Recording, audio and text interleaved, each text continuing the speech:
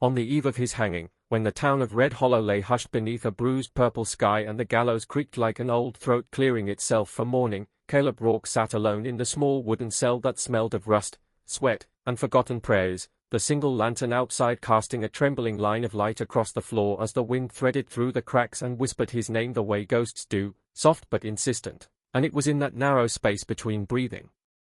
and memory that he finally allowed himself to speak, not to the guard who had long since stopped listening, not to God who had been silent for years, but to the darkness itself, because darkness, he had learned, never judged, and as he leaned back against the cold stone wall with the weight of iron chains heavy on his wrists, Caleb began the confession no one had ever asked for, the truth buried beneath gun smoke and rumor, beneath wanted posters that painted him as a devil with a human face, beneath the blood-soaked legend that had grown larger than the man who lived it, and he spoke slowly, each word dragged up like water from a deep well, saying that before he was an outlaw he had been a boy who loved the sound of the river at dusk and believed the world could be kind if a man worked hard enough, that he had once had a real name spoken gently by a woman who smiled with her eyes and smelled of sage and clean linen, a woman named Eliza who waited for him in a small cabin east of nowhere, where the land rolled soft and the nights were quiet, and he told the shadows how he had sworn to leave the trail life behind, how the last robbery everyone blamed on him had never been meant to happen at all, how he had gone into that town only to buy flour and nails, how fate, cruel and sharp as a spur, had turned him into a monster with a single crack of a rifle, because when the first shot rang out, fear took hold of men already broken, and fear, once loosed, has no master, and as Caleb's voice grew steadier, the wind outside rose, rattling the gallows rope like a reminder, yet he continued, admitting that he had let the legend live because it protected someone else, because every lie told about him kept another name clean, another life untouched by the law's cold reach, and he confessed that the worst crime laid at his feet, the one mothers whispered to their children about, the massacre at Black Creek, had not been his doing at all, that he had arrived too late, that he had buried the dead with his own shaking hands while the real killers vanished into the hills, leaving him standing alone in the aftermath, framed by smoke and silence, and he said he could have spoken then, could have shouted the truth until his voice broke, but the law had already decided who he was, and perhaps, some small tired part of him believed the world needed a villain more than it needed the truth, so he wore the name outlaw like a brand and lived up to it just enough to survive. And now, with the night thinning and dawn waiting like an executioner behind the hills, Caleb admitted the secret that had burned the deepest, the one he had never even whispered to Eliza in the long moments before sleep, that every crime after that day had been an attempt not at greed or power, but at control, shaping a story where he was the author rather than the victim, because there is a strange comfort in choosing your own damnation, and as he spoke, the cells seemed to grow smaller, the walls pressing close as if the past itself wanted to hear, and he told how he had loved Eliza enough to stay away, how he had watched her from a distance once, seen her hair braided and her hands steady as she hung laundry, seen peace settle on her like a blessing, and how that sight had hurt worse than any bullet, because it proved that the world could go on without him, and still, despite all of it, despite the blood and the lies and the long miles ridden under false names, Caleb said he did not fear the rope, not truly. What he feared was that the truth would die with him, that history would remember only the monster and not the man who tried, too late and too poorly, to do one good thing by keeping others safe from the stain that followed him, and when his voice finally faltered, when the confession slowed to ragged breaths, the lantern outside flickered as if listening, the wind eased, and for a moment, just one, Caleb Rourke felt lighter, as though speaking the truth had loosened the knot around his soul, even if it could not loosen the rope that waited, and in that fragile stillness, with the gallows silhouetted against the stars and morning creeping closer with every heartbeat, the outlaw closed his eyes and wondered, not if he would be forgiven, but if somewhere, someday, someone would hear the whisper of his confession carried on the wild west wind and finally understand that legends are often built on silence, and silence, once broken, can change everything. They called her Mara Calder the way people speak a warning rather than a name, quietly and only when they think no one is listening, because in the desert town pressed against the red cliffs and sun-cracked earth, stories traveled faster than mercy, and the story of the widow said that every outlaw who ever loved her met a violent end, shot in the dust, hung at dawn, or lost to the long unforgiving miles. So when she arrived one late afternoon with the light burning copper across the mesa and the wind pulling at her black veil like it wanted to uncover her secrets, the men along the boardwalk turned their faces away while pretending not to stare, and the women watched from behind lace curtains with a mixture of pity and fear, because Mara walked alone, always alone, her posture straight but tired, as if grief itself had learned to live inside her bones, and she rented the small adobe house at the edge of town where the desert met the sky, a place with cracked walls and a door that groaned like it remembered better days, and she did not ask questions, did not linger, did not smile.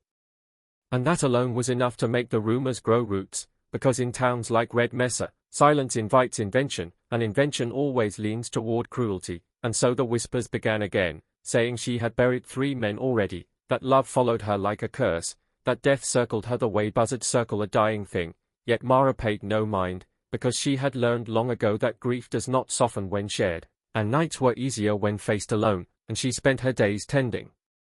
a small garden stubborn enough to live in desert soil and her evenings reading by lamplight while the sun bled out behind the cliffs, until one night, when the heat still clung to the air and the moon hung low and watchful, a sound broke the quiet, a heavy thud followed by a broken breath, and when Mara opened her door, she found a man collapsed in the dirt, blood darkening his shirt, his revolver fallen from a weak hand, his face pale beneath the dust, and for a long moment she stood there,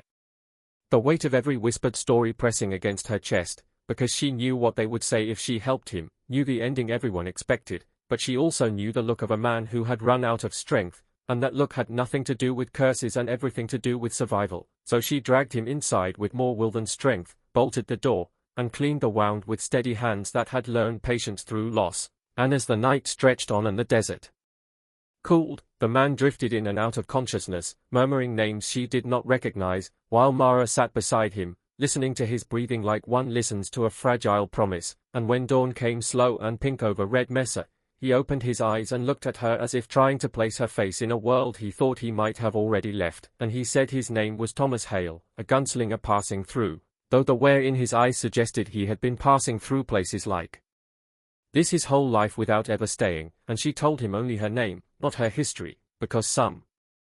truths arrive only when invited, and days passed with the door kept shut and the curtains drawn, Mara changing bandages and bringing water while Thomas healed inch by inch, learning the sound of her footsteps, the way she hummed without realizing it, the sadness that settled on her when she thought he slept, and in that quiet space between them something unexpected took shape, not sudden or reckless, but slow and careful, like a flower pushing through stone, and Thomas listened when she finally spoke of her past, of the men she had loved and lost, not out of superstition but because the West was unkind to men who lived by the gun, of how she had buried each one with her own hands and refused to let bitterness claim what grief already had, and Thomas did not flinch or joke or pretend bravery, he only said that he was tired of running and tired of being what the world expected him to be, and when he healed enough to stand, he helped in the garden, laughed softly at his own clumsiness. And for the first time since she arrived in Red Mesa, Mara let herself imagine a life measured not by endings but by ordinary days, yet the town noticed, because towns always do, and the whispers grew sharper, men saying it was only a matter of time, women saying she should have known better, and Thomas felt the weight of those looks like a hand on his back pushing him toward the road, and one evening as the sun sank and painted the mesa red as fresh wounds, he told Mara he should leave, not because he wanted to, but because staying felt like tempting fate. And Mara looked at him with a sadness she knew too well and said she would not ask him to choose her over his life, because love that demands sacrifice always collects its debt, and so they shared one last quiet night, sitting on the steps, the desert breathing around them, their hands touching just enough to know the truth without words, and when Thomas left at dawn, riding out with the light at his back, Mara stood until he disappeared into heat and dust, her heart steady but heavy, believing perhaps that this time, letting go was the kinder ending, but fate, careless and cruel, does not always honor restraint, and before the sun reached its height, gunfire echoed from the hills, sharp and final, carrying on the wind toward Red Mesa, and Mara did not scream or run, she only closed her eyes, because some sounds need no explanation, and by nightfall, men rode into town with news spoken in hushed voices, a gunslinger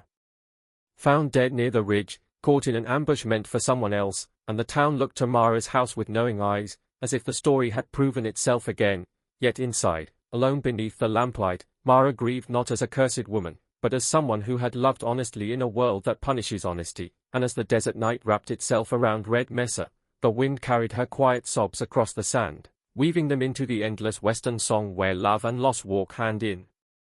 hand, and fate, unmoved, prepares the next thread in its unforgiving design. Deadwood Crossing looked like a place the world had forgotten on purpose, a stretch of dust and sagging buildings crouched between bad land and worse intentions, where the wind rattled loose signs and carried the smell of old smoke and newer fear, and no one there spoke of law anymore because law had left years ago in a pine box. So when a lone rider appeared at the edge of town one late afternoon, horse limping, coat faded, badge dull as if ashamed of itself, people watched from doorways with hands close to weapons and hope buried deep, because the man on that horse was Eli Mercer, a marshal once, a name spoken with respect long ago, before Deadwood Crossing burned and bled and learned how quickly promises break, and Eli felt every stare like a weight as he rode in slow, his body stiff from old injuries and newer regrets, the badge pinned to his chest not as a symbol of pride but of penance, because he had not come looking for work or redemption, only passing through, or so he told himself. Yet the town had a way of grabbing hold of men who tried to leave their past behind, and as he dismounted near the empty jailhouse, memories rose unbidden, the sound of gunfire echoing off these same walls years before, the screams, the smell of fire, the moment when he hesitated just long enough for everything to go wrong, when a gang led by Silas Crow had torn through Deadwood Crossing and Eli, outnumbered and waiting for help that never came, had failed to stop it, had failed the people who trusted him, including his younger brother, who died on that street with Eli's name on his lips, and it was that failure that drove him from the badge, from every town that asked him to stay, until the road itself became a kind of punishment. But Deadwood Crossing was not done with him, because Crow's men had returned, stronger now, carving the town up like spoil, demanding tribute, deciding who lived and who vanished, and when the saloon keeper finally stepped forward, voice shaking, and said, "Marshal, we need help," Eli felt the old wound tear open again, and he almost refused, almost mounted up and rode away like he had done so many times before, but then he looked around and saw fear where there should have been life, children learning to be quiet too early, men too tired to pretend bravery, and he realized the badge had never let him go, not really, and so he stayed, sleeping in the jailhouse that night, listening to the wind moan through broken shutters like the voices of the dead, and he planned, not with hope but with resolve, because resolve survives when hope fails, and over the next days he trained the townsfolk as best he could, teaching them where to stand, when to wait, how to hold a rifle steady even when your hands shake, and some laughed bitterly at the idea of standing against Crow, but others listened, because Eli did not speak like a hero, he spoke like a man who knew the cost, and when Crow finally rode in with his gang, dust rising behind them like a storm, the town stood quieter than it ever had, and Eli walked out alone, badge catching the sun, heart hammering, every step heavy with memory, and Crow smiled when he saw him, that same crooked smile, saying, "Thought you were dead, Mercer," and Eli replied, "I thought you were," and for a moment the world held its breath, the ghosts crowding close, and when the shooting started it was chaos and noise and fear made real, bullets tearing wood and flesh alike, men shouting, women screaming, the street filling with smoke and pain, and Eli moved through it with grim focus, not fearless but determined, taking hits, returning fire, protecting the people behind him the way he had failed to before, and when it came down to just him and Crow, facing each other where his brother had fallen years earlier, Eli felt the past crash into the present, the chance to end it, to choose differently, and the fight was brutal and close, dust and blood mixing, until finally Crow fell, the sound of his body hitting the ground echoing like an answer long delayed, and silence followed, heavy and stunned, broken only by labored breathing and the crackle of settling debris, and as dawn crept over Deadwood Crossing, painting it not red but gold, the town looked different, scarred but standing, and Eli sank onto the steps of the jailhouse, exhausted, wounded, alive, the badge heavy on his chest, knowing he had not erased the past, could never bring back what was lost, but he had faced it at last. And sometimes that is the closest thing to redemption a broken man can earn in a world as hard and unforgiving as the Wild West. Black Canyon cut through the earth like an old wound that never healed, its walls steep and shadowed even at noon, and people said the sun avoided it out of fear, because deep within those stone ribs lay a vein of gold so pure it glowed like captured fire, gold the devil himself had marked, and Elias Crowder first heard of it on a night when desperation pressed harder than hunger, sitting alone in a desert shack with a map spread across his knees and the wind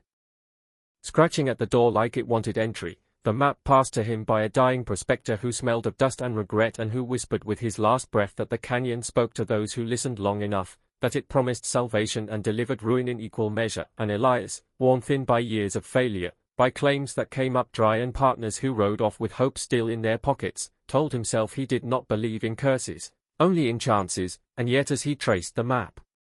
with trembling fingers, he felt something stir inside him, a pull that felt older than reason, and when he finally rode out toward Black Canyon, the desert seemed to stretch wider than it ever had, the horizon bending, the air thick with heat and a silence that pressed against his ears until he began to hear things that were not quite there. A low murmur carried on the wind that sounded like his name spoken by voices he could not place, and at first he blamed exhaustion, blamed thirst, blamed the long days alone, but the whispers followed him even at night when the stars burned sharp and close, promising rest, promising wealth, promising an end to the hollow ache that had settled in his chest, and when he reached the canyon's edge at last, he felt a fear so sudden it nearly sent him back the way he came, because Black Canyon did not welcome visitors, it waited for them, patient and sure, and as Elias descended, leading his horse along narrow paths where the rock seemed to breathe, the air grew cooler, heavier, and the whispers grew clearer, not loud but intimate, like confidences shared in the dark, telling him where to step, where not to look, reminding him of every wrong turn his life had taken and offering this one chance to set it right. And deep inside the canyon, where sunlight fell only in thin blades, he found the place marked on the map, a seam of gold running through the rock like a living thing, warm to the touch, and for a moment wonder overtook fear, because it was real, all of it real, the stories, the promise, the chance to finally be more than a man chasing dust, and as he began to dig, the whispers softened, almost kind, praising him, urging him on. An hour slipped by unnoticed until the canyon walls darkened and the gold he had gathered glimmered like a heartbeat in his sack, but with the coming of night the voices changed, losing their warmth, growing demanding, reminding him that gifts always carry a debt, and when Elias tried to leave, the path he had taken was gone, replaced by sheer stone, the canyon rearranging itself like a maze that resented escape, and panic rose, sharp and choking, as the whispers turned cruel, accusing him of greed, of weakness, of believing he deserved more than others, and they showed him visions in the shifting shadows, men who had come before, their faces hollow, their hands clutching gold they could never spend, their mouths open in silent screams, and Elias dropped the sack, swore he wanted none of it, that he would leave it all behind, but the canyon did not answer pleas, only bargains, and the whispers offered him a way out if he paid the price, not with gold, but with truth, demanding he confess the thing he had buried deepest, the betrayal that had followed him like a shadow across every mile, and broken and sobbing, Elias spoke it aloud, the name of the partner he had abandoned years ago when a claim collapsed, leaving him injured and alone while Elias rode away with what little gold they had found, and as the confession echoed off the canyon walls, the ground trembled, the gold seam dimmed, and a narrow path opened where none had been before, and Elias fled without looking back, stumbling into the open desert at dawn, empty-handed, changed, and when he reached the nearest town days later, gaunt and shaken, he told no one of what he had seen, but the canyon did not release him so easily, because some nights, when the wind howled just right, he heard the whispers again. No longer promising riches, only reminding him that the devil's gold was not the metal in the ground, but the truths men bury and the price they pay to keep them hidden, and somewhere deep in Black Canyon, the cursed vein waited, patient as sin, for the next desperate soul to come listening.